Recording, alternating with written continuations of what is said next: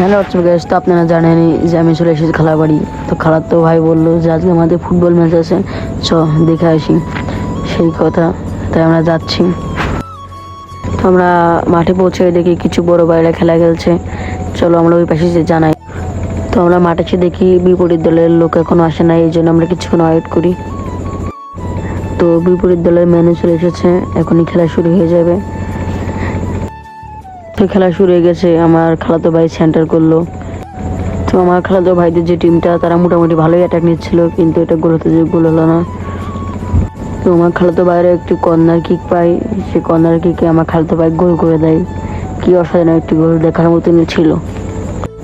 তো দেখতে দেখতে হাফ টাইম হয়ে যায়। তো আমার খালার ছেলেদের যে টিমটা তারা দিয়েছিল 4টা এবং বিপরীত দলের 0। তো মাঠের মাঝখানে আসলাম, আমার খালাতো ভাই ডাক দিল কি বলবে তাই শুনতে।